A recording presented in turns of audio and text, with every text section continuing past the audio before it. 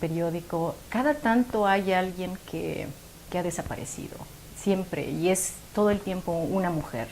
Entonces eso nos dice, desde mi punto de vista, mucho sobre la sociedad en la que vivimos, sobre todo porque estas mujeres se han vuelto invisibles. Nadie está poniendo necesariamente la atención que se debiera poner, y porque no sé hasta cuándo la gente va a empezar a decir basta a este fenómeno, sobre todo porque se trata de una población en específico, no se trata de cualquier mujer. Desde mi punto de vista, en este contexto en particular, es una cuestión de racismo, obviamente, es una cuestión de género, pero sobre todo el hecho de que el colonialismo sigue existiendo en este país y en muchos otros lugares, en el sentido de que el cuerpo de las mujeres se sigue viendo como algo que está ahí para el consumo, que está ahí para maltratar y que está ahí para despreciar. Las mujeres indígenas no son apreciadas de la misma manera que otras mujeres son apreciadas. Y eso nos está diciendo un poquito, bueno, de cuáles son como las cuestiones estructurales en este país que nos impiden ver que este fenómeno está sucediendo, pero también es un problema que todos nosotros, que nos incumbe a todos nosotros, en el sentido de que nosotros mismos, cuando no hablamos de estos asuntos, cuando no hacemos el mismo escándalo porque una mujer indígena desaparece, estamos contribuyendo a su invisibilidad. Y me parece que ese es uno de los fenómenos más graves en este momento, el que la gente no esté reaccionando de manera más colectiva y que exista esa percepción de que las mujeres que desaparecen necesariamente son prostitutas, necesariamente trabajan en la calle. Y aún así, si fueran prostitutas todas y trabajaran en la calle, eso no quiere decir que son cuerpos que están ahí para desaparecer. Pero lo más importante desde mi punto de vista es que ponemos en el mismo costal a estas mujeres cuando se trata de estudiantes, se trata de mamás, se trata de tías. Cuando yo enseño en la Facultad de Estudios Indígenas, por ejemplo, yo pienso que la siguiente persona puede ser cualquiera de mis estudiantes, cualquiera de esas jóvenes que están allí, que tienen ganas de seguir estudiando, que tienen aspiraciones en su vida, pero que están confrontando un montón de problemas que nosotros no vemos. Nosotros asumimos que nuestra experiencia es la experiencia de todo el mundo, cuando en realidad no es cierto, cuando en realidad hay un legado colonial que continúa existiendo hasta el día de hoy, que hace que muchas de esas mujeres abandonen sus lugares de orígenes para venir a la ciudad, pero más grave aún, me parece, es que existe esa percepción de que las mujeres indígenas pertenecen a sus reservas, pero no pertenecen a la ciudad.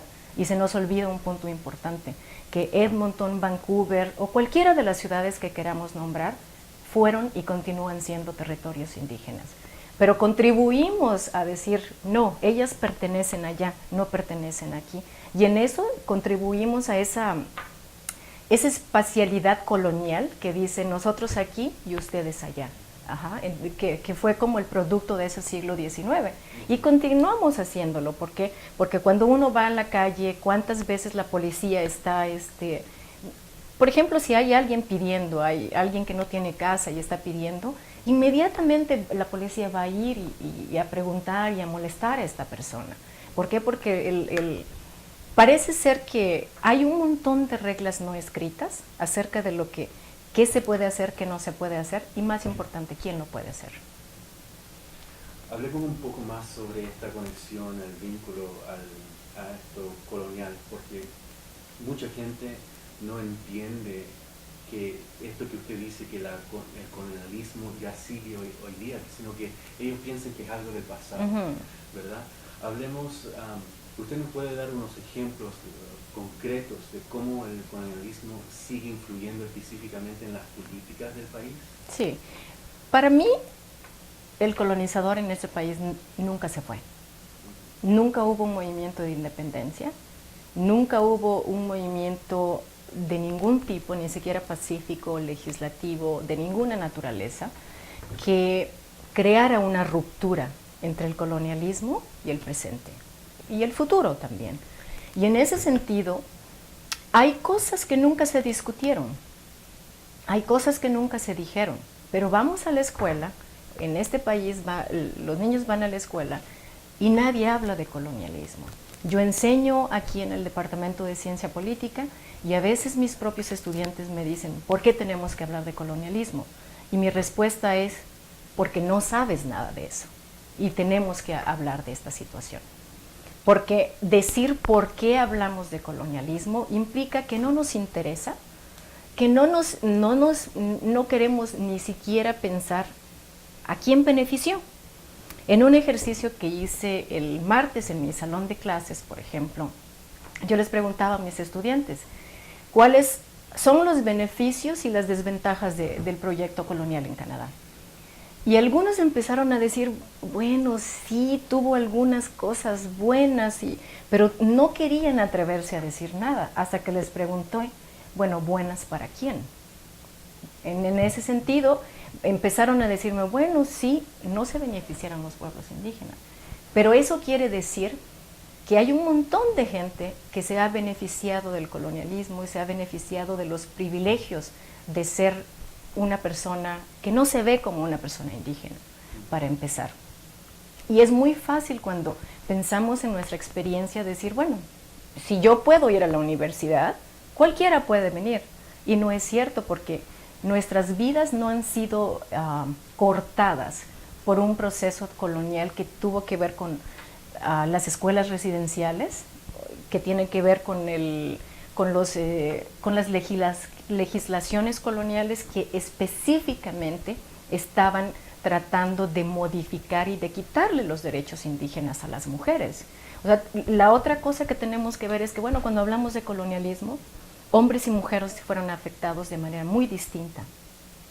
El hecho de que sean las mujeres que están expuestas a la violencia y que sus cuerpos están sexualizados tiene que ver con esta percepción que construimos de las mujeres como objetos.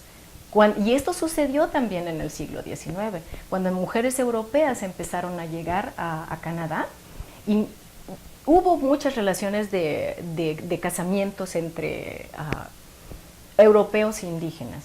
Pero en el siglo XIX eso cambió radicalmente. Y toda esta moral victoriana acerca de las jerarquías raciales y de género también, si nos recordamos en el siglo XIX qué sucedía con las mujeres europeas. Entonces, contribuyeron a crear una percepción de las mujeres que continúa hasta nuestros días, que continúa porque otra vez volvemos a lo mismo, cuando vemos la manera en que las historias se reportan en los medios de comunicación, parece, desde mi punto de vista, parece que estoy leyendo un periódico del siglo XIX, que está nombrando a estas mujeres no por su nombre, no por las relaciones que tiene, sino a partir de esos estereotipos de que son prostitutas, drogadictas y demás. Creo que eso es un legado del colonialismo que continuamos reproduciendo. Les pedimos a estas mujeres que sean como muchas otras que han tenido otras oportunidades y otras historias de vida, pero no nos ponemos a pensar en cómo las legislaciones continúan hoy sin reconocer que estas mujeres indígenas no tienen los mismos derechos que tienen otras mujeres canadienses. Y asumir, por ejemplo, como hizo Harper, cuando dijo la igualdad en este país ya se logró, ya no tenemos que preocuparnos por tener un ministerio sobre el status of women. A mí me parece eso es un problema. ¿Por qué? Porque la igualdad de algunas mujeres se está volviendo como ese argumento totalizador para decir, no importa si estas mujeres no tienen derechos. Y es más, ni siquiera nos vamos a comprometer a que logren sus derechos. Para mí, esos son ejemplos claros de cómo esta actitud colonial continúa. Porque no estamos hablamos mucho de reconciliación, hablamos mucho de buscar la verdad. Bueno, yo creo que uno de los primeros ejercicios que tenemos que hacer también es hasta qué punto los que no son indígenas en este país han sido colonizados por las propias narrativas, por las propias historias coloniales.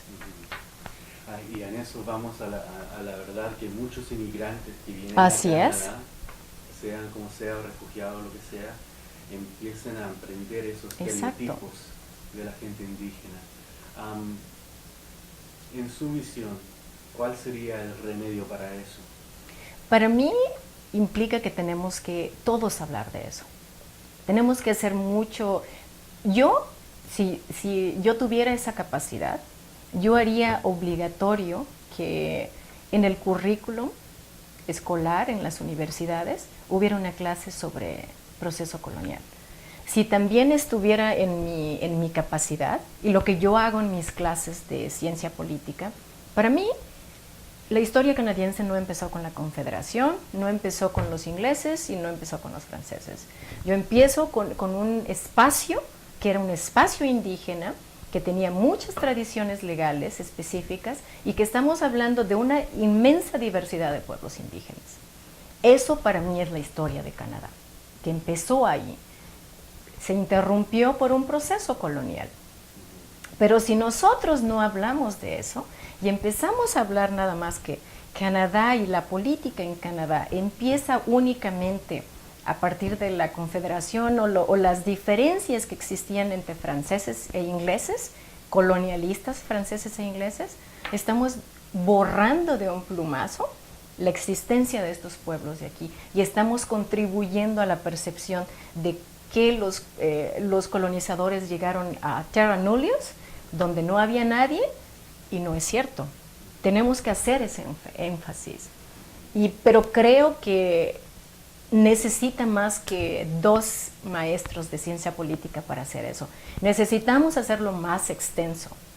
Necesitamos que los niños que vayan a la primaria entiendan de quién era esta tierra y cuál es su responsabilidad. El otro asunto importante, me parece a mí, es que hablamos de los tratados indígenas. ¿En qué momento los descendientes de quienes firmaron esos tratados se sienten responsables?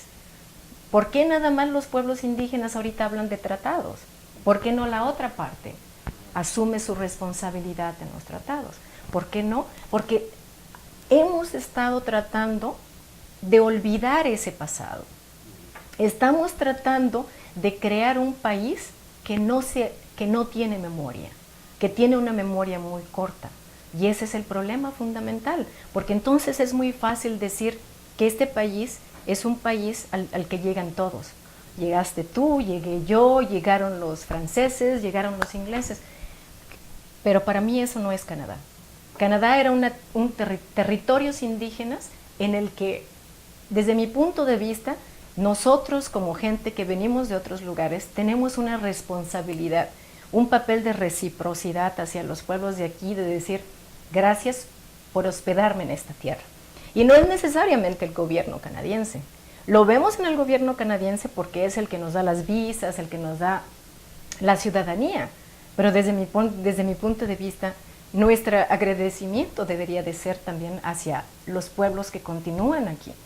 Porque los inmigrantes también nos estamos beneficiando de esta historia colonial en la que también para nosotros se ha vuelto muy fácil olvidar ese pasado, porque ahora demandamos nuestros derechos, pero no nos fijamos que hay gente que estuvo aquí antes y que ni siquiera tiene la mitad de los derechos que tú y yo podemos estar disfrutando en este momento.